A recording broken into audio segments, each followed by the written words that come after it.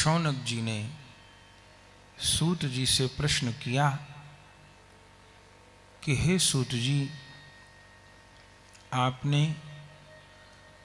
भागवत जी के मंगलाचरण के समय यम प्रव्रजंत मनुपेत मपेत कृत्यम ऐसा श्लोक कहते हुए श्री वेद व्यास जी के सुपुत्र श्री शुकदेव जी को प्रणाम किया और उस श्लोक में ये भी कहा कि जो शुकदेव जी जन्म ग्रहण करते ही वन के लिए प्रस्थान कर गए और उनके पीछे पीछे उनके पिता व्यासदेव विरह व्याकुल होकर के गमन किए, तो उन शुकदेव जी को श्री वेद व्यास भगवान से भागवत जी कैसे प्राप्त हुई और उन शुकदेव जी ने राज ऋषि परीक्षित जी को श्रीमद् भागवत किस प्रकार सुनाई, इसका आप समाधान करें। तब श्री सूत जी ने प्रथम शुकदेव जी के चरित्र का निरूपण किया और शौनकादि ऋषियों को कहा, हे शौनक जी, श्री शुकदेव जी कोई सामान्य महात्मा नहीं है। तो कौन है श्री शुकदेव जी? तब सूत जी वर्णन कर रहे हैं कि श्री शुकदेव जी नित्य धाम श्री गोलोक के लीला शुक हैं।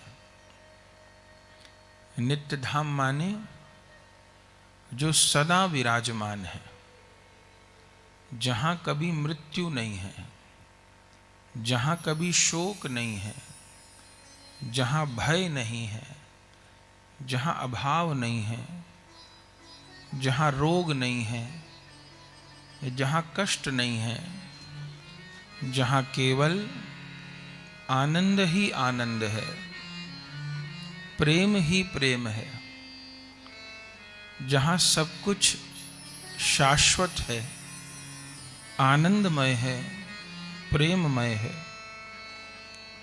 वह नित्य धाम है। स्वर्ग नित्य धाम नहीं है, स्वर्ग पुण्य लोक है।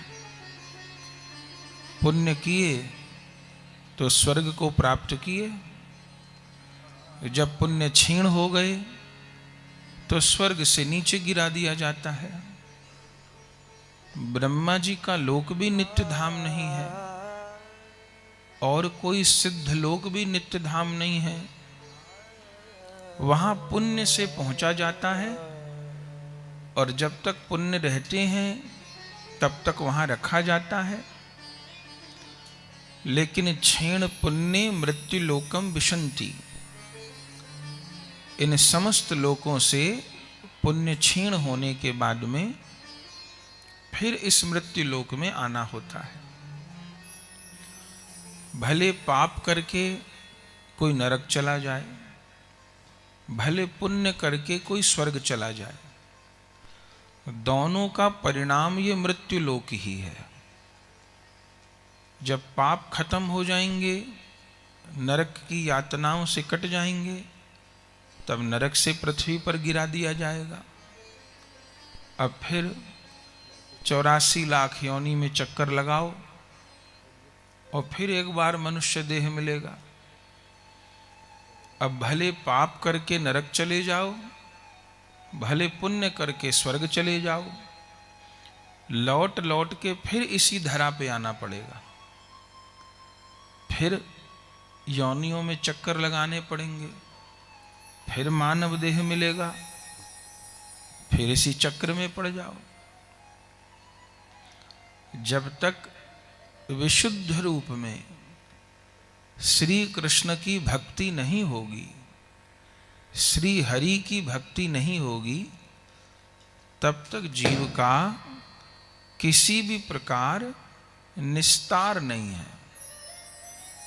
कितनी ऊंची अवस्था प्राप्त कर ले, कितने ऊंचे से ऊंचे लोक में चला जाए, लौटना तो पड़ेगा, भटकना तो पड़ेगा। जीव का उद्धार कब है? जब उसको श्री हरि के चरण कमलों की प्राप्ति हो जाए। और प्रभु के चरण कमल की प्राप्ति दो रूपों में होती है। जो ज्ञान मार्गी हैं, जो योगी जन हैं, वे मोक्ष के द्वारा प्रभु को प्राप्त करते हैं। मोक्ष में जो जीवात्मा है वह परमात्मा में विलीन हो जाती है। जीव का अस्तित्व ही समाप्त हो जाता है, दुख भी सदा के लिए समाप्त हो जाता है, तो सुख भी सदा के लिए समाप्त हो जाता है। जीवात्मा का विलय हो जाता है प्रभु में। ज्ञानी जन, योगी जन इस रूप में भगवान को प्राप्त करते हैं। पर जो भक्त जन है वह मोक्ष की इच्छा भी नहीं करते। जैसे भरत जी कहते हैं, अरथ न धर्म न काम रुचि, गति न चाहूं निर्वाण।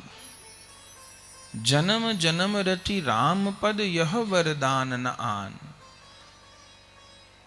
प्रेम मूर्ति भरत जी कहते हैं कि मुझे अर्थ, धर्म, कामनाओं की पूर्ति ये तो चाहिए ही नहीं, मुझे निर्वाण भी नहीं चाहिए। निर्वाण माने मोक्ष भी मुझे नहीं चाहिए। तो क्या चाहिए? कहते हैं जन्म जन्म रति राम पद। मुझे जन्म जन्म भगवान सिया राम का निर्मल प्रेम चाहिए, इसके अतिरिक्त कुछ नहीं चाहिए। तो योगी जन, ज्ञानी जन मोक्ष के द्वारा भगवान को प्राप्त करते हैं। पर जो भक्त जन हैं, जो प्रेमी जन हैं, वे मोक्ष भी नहीं चाहते। वे भगवान का प्रेम चाहते हैं, उनका नित्य सानिध्य चाहते हैं और उनकी प्रेममयी सेवा चाहते हैं। वो प्रभु का जो नित्य सानिध्य है, जो उनका प्रेम है, वो उनके नित्य धाम में ही प्राप्त होता है। इस मृत्यु लोक में तो साधक साधना करता है, उस प्रेम प्राप्ति की पात्रता अपने भीतर उत्पन्न करता है, लेकिन वह शाश्वत प्रेममयी सेवा प्रभु के नित्य धाम में ही प्राप्त होती है। वह नित्य धाम कौन कौन से हैं? वे 3 नित्य धाम हैं, श्री वैकुंठ, श्री साकेत और श्री गोलोक। जो भक्तजन भगवान लक्ष्मी नारायण जी के स्वरूप में आसक्ति करते हैं, भगवान लक्ष्मी नारायण के स्वरूप का ध्यान करते हैं, उनके मंत्र का आश्रय लेते हैं, उनको अपनी साधना के पूर्ण होने पर, साधना की सिद्धि पर नित्य श्री वैकुंठ की प्राप्ति होती है और वहां अपने भाव के अनुसार उनको पार्षद देह मिलती है और श्री नारायण का दिव्य सानिध्य वो प्राप्त करते हैं। जो भक्तजन भगवान सीताराम के स्वरूप में आसक्त होते हैं, उनके मंत्र का जप करते हैं, उनका ध्यान करते हैं, श्री राम की लीला में आसक्ति करते हैं, उनको अपनी साधना के पूर्ण होने पर भगवान सीताराम जी के नित्य साकेत धाम की प्राप्ति होती है, और जो उनका भाव होता है उसके अनुरूप उनको वहां स्वरूप सेवा की प्राप्ति होती है। जो श्री राधा कृष्ण के रूप में आसक्ति करते हैं, भगवान राधा माधव के मंत्र का जप करते हैं, श्री राधा माधव के लीला रस में निमग्न रहते हैं, उनको प्रभु के नित्य धाम श्री गोलोक की प्राप्ति होती है। वही श्री गोलोक हैं, उन्हीं को नित्य वृंदावन कहते हैं, उन्हीं को नित्य निकुंज कहते हैं। वे प्रभु के नित्य धाम हैं, श्री राधा कृष्ण के नित्य धाम। भक्त का जो भाव होता है, अगर उसका वात्सल्य भाव है तो उसके अनुरूप उसको सेवा सुख की प्राप्ति होती है। उसका सख्य भाव है तो उसको भगवान की लीला में सखा देह की प्राप्ति होती है, उसके अनुरूप सेवा सुख वह प्राप्त करता है। और यदि गोपी भाव है, सखी भाव है, अथवा राधा दासी भाव है, मंजरी भाव है, तो उसके अनुरूप उसको सेवा सुख की, लीला राज्य की प्राप्ति होती है। तो ये भगवान के नित्य धाम है। यह जो नित्य धाम है, ये भगवान की स्वरूप शक्ति का प्रकाश है। प्रभु की जो स्वरूप शक्ति है उसके तीन भेद हैं। एक है संवित स्वरूप शक्ति, जिसमें प्रभु अपनी भगवत्ता का बोध करते हैं। दूसरी है संधिनी स्वरूप शक्ति।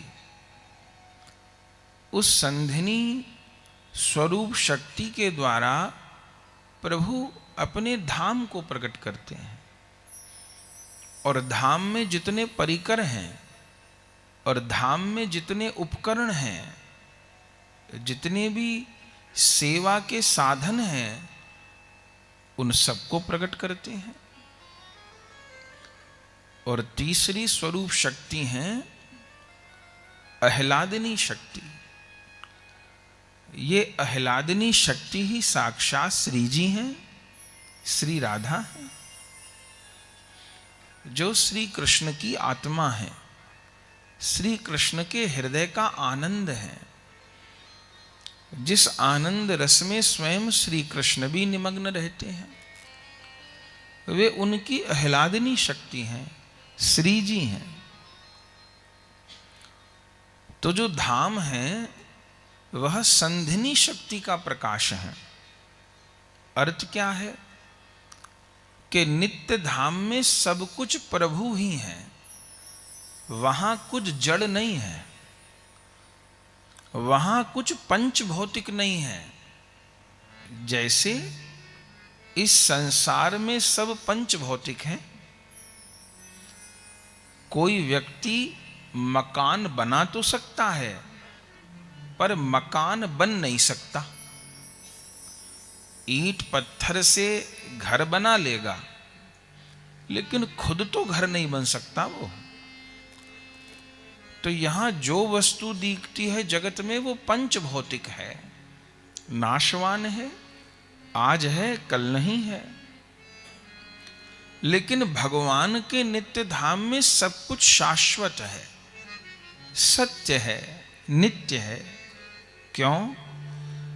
क्योंकि उनके नित्य धाम में सब कुछ प्रभु ही है। वहां के जो वृक्ष हैं वो भी सामान्य नहीं है। वहां की जो लता पता हैं, जो पुष्प हैं, वो सामान्य नहीं है। कोई सखी वृक्ष बन गई है, कोई सखी लता बन गई है, कोई सखी पुष्प बन गई है। अरे जिस सिंहासन पर प्रिया प्रीतम विराजते हैं, वो सिंहासन भी जड़ नहीं है। कोई सखी सिंहासन बन गई है। ये सखियां कौन है? श्री राधा रानी के स्वरूप से ही अनंत गोपांगनाओं का और अनंत सखियों का प्रकाश है। क्यों? श्री राधा ने ही अनेक सखियों का रूप धारण किया है। ब्रह्म वैवर्त पुराण में तो उल्लेख है कि श्री जी की देह से ही ललिता जी प्रकट हुई हैं, विशाखा जी प्रकट हुई हैं, तुंग विद्या चंपक लता जी प्रकट हुई हैं। तो ललिता सखी भी श्री राधा है, विशाखा सखी भी श्री राधा है, अष्ट सखियां भी श्री राधा हैं। राधा रानी ने अपने प्रियतम प्रभु को सुख देने के लिए अनंत रूप धारण कर लिए हैं। कोई सखी सिंहासन बन गई है, कोई चंवर बन गई है, कोई बीजना बन गई है। अरे प्रिया प्रियतम जो वस्त्र पहने हैं वो भी जड़ नहीं है। कोई सखी श्री जी का लहंगा बन गई है, कोई उनकी चुनरी बन गई है, कोई उनकी माला बन गई है, कोई उनकी टीका बन गई है, कोई उनकी नथ बन गई है। कहने का अर्थ इतना है कि सब कुछ दिव्य है, सब कुछ चिन्मय है। प्रभु कंठ में जो वनमाल धारण करते हैं उसमें 5 रंग के पुष्प हैं। तुलसी कुंद मंदार पारिजात सरोरुहै, पंचभीर ग्रंथिता माला वनमाला प्रकीर्तिता। 5 रंग के पुष्प हैं। रसिक जनों ने कहा कि वो 5 रंग के पुष्प भी प्रभु के 5 रसों के भक्त हैं। माने प्रभु के जो प्रिय भक्तगण हैं वही प्रभु की वनमाला में पुष्प बन गए हैं। तो वहां कुछ भी मरणशील नहीं है, सब कुछ नित्य है, आनंदमय है, शाश्वत है, दिव्य है। क्या कहना। तो नित्य धाम में सब कुछ नित्य है। सुखदेव जी कौन है? सुखदेव जी उन्हीं नित्य श्री गोलोक धाम के लीला शुक हैं। वहां के हिरण भी दिव्य हैं, वहां के तोता भी दिव्य हैं, वहां की मैना भी दिव्य है, वहां की कोयल भी दिव्य है। सभी कुछ भगवान के स्वरूप से ही प्रकट हुआ है।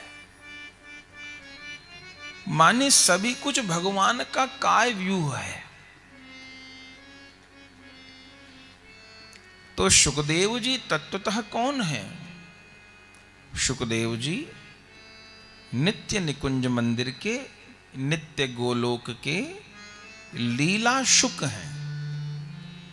बोले केवल शुक कह दें, लीला शुक क्यों? चूंकि वो ऐसे शुक हैं, माने ऐसे तोता हैं जो निरंतर प्रिया प्रियतम की लीलाओं का गान करते हैं। नाम गान तो करते ही हैं, निरंतर लीलाओं का गान करते हैं। राधा माधव के सुयश का गान करते हैं निरंतर, और इतना सुंदर गान करते हैं कि उसका वर्णन नहीं हो सकता। निरंतर जुगल का जस गान करते हैं।